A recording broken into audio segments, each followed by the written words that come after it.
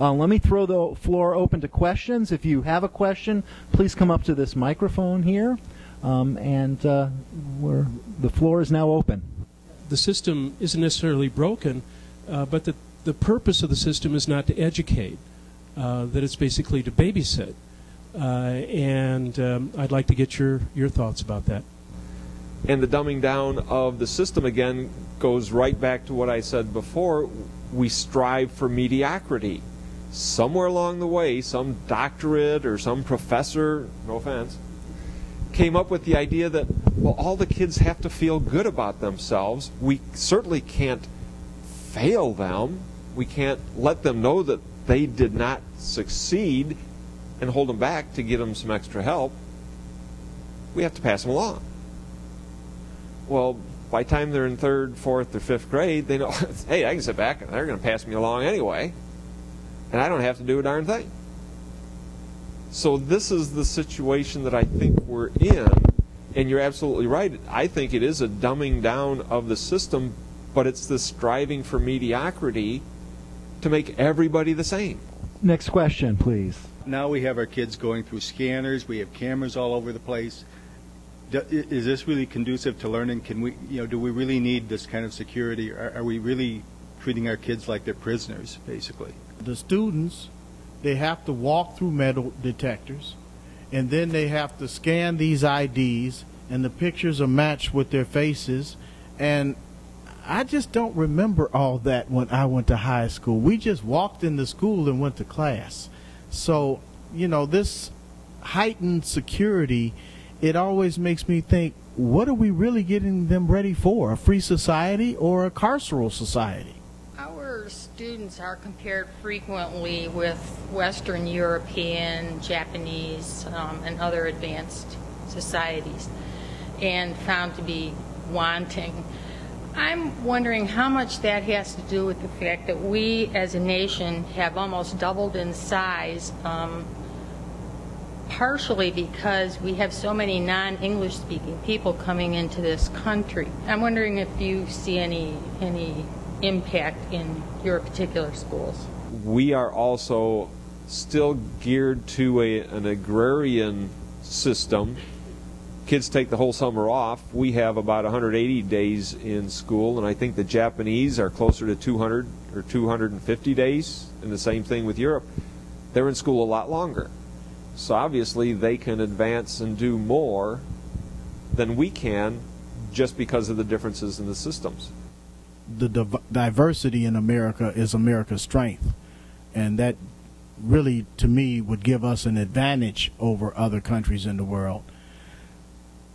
I wonder, when you talk about those other countries, how much television and video games do their children occupy their time with, because to me that probably has a lot to do with why there's a different level of achievement as far as scholastics in our country and those other countries. I would bet our kids come home and spend more time watching television and playing video games and listening to listening to the radio or whatever than theirs do. The Japanese kids are the ones who are programming the games that our kids play. Recently, it seems that there's projected to be a large educational shortfall due to having had the stimulus money a year ago in Illinois and then not having additional stimulus money. What impact do you think that will have on the coming school year, and what could community members do to try to help resolve that? I can tell you what how they plan to respond to that. They plan to respond to that fiscal problem by raising the number of children in the classrooms and firing more, terminating the teachers. So you'll have less teachers and larger classroom sizes and less program offerings in the school. That's how they want to deal with that problem. I think the public needs to stand up and demand that they do something better, because education is so important. I mean, we're about to lose a generation of kids. Let me give you one instance where the money's going. I was at a Metals Institute, and I forgot what the rest of the thing was, forum, and they're talking about the stimulus package for renewable energy. And I can't remember how many billions and billions of dollars were targeted for renewable energy, but 90% of that money went overseas to buy the generators, the turbines, the towers from Germany, from Japan, from China, wherever else it was, instead of putting some of the American workers to work. So our tax dollars, instead of going into maybe the school system because our workers would be working, they wouldn't have their homes foreclosed on, our tax dollars are going so some multinational corporation can ship us the stuff from some other country. And again, until we hold our elected officials accountable, nothing's going to change. Our education system is mirroring what's in society, because in society you see people with the biggest weapons, whether they be physical weapons or financial weapons, being able to beat the other people. So the subjects that will raise the children to be successful in that matter are more valued. Can you see how a more nurturing school system, non-competitive school system, would be able to benefit our students rather than a more competitive one? Competition is nothing but ritualized warfare. That's what it really is. It's another form of warfare. It's ritualized. You're not killing people, but it's a lot the same. It's the same to me. I would like to replace that whole word and concept of competition with collaboration, because I think a lot more can be achieved through collaboration than competition. And I'd like to bring out one thing, because I know when they were talking about the charter schools, they were supposed to be so much better, a better idea, because they were going to be innovative and competitive.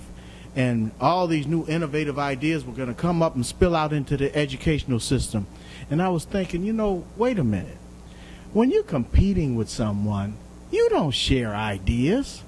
You hide things so that you can take advantage. So it's like a whole contradiction in terms, to me, to think that competition can improve an educational system. Collaboration. I think we have to go that route. I'm thinking competition as in Johnny goes from level 1 to 2 and Gary is his best friend and he hasn't made it yet. All right, and maybe Gary, with some extra help from his teachers, is going to strive harder to catch back up. So it's competition as in the individual competitive nature to achieve, instead of, like I said, the sixth grader who says, well, I don't have to do anything because they're just going to pass me on anyway. We have to remember they are not capable of making good decisions when they're 5, 6, 7, 8, 9, 10. And I hate to say it, but there's a number of 8th graders or 12, 13, and 14 that, don't make real good decisions. Let me interject that there's a number of 18, 19, and 18, 19, 20-year-olds. And wait a minute, how old are they in Springfield? I was keep it going. I was just going to say that. How old are some of our senators and representatives? But a system, and if you've got a better solution, I'm willing to listen to it. And I want to thank our panelists, Michael Brunson from the Caucus of Rank-and-File Educators, CORE, and Dan Karras, a substitute teacher and Green Party candidate for Congress in the 14th Congressional District. I'm going to hand it over to Steve Eilish, who's going to wrap up tonight's program. And thanks, Steve, for doing a good job on moderating. And also there'll be a DVD. So you can go to our... we have a website, socialjusticeinDuPage.org. You can check there for any of the DVDs we've done in the series, and including this one. And with that, I'll wrap it up. Thanks everybody for coming.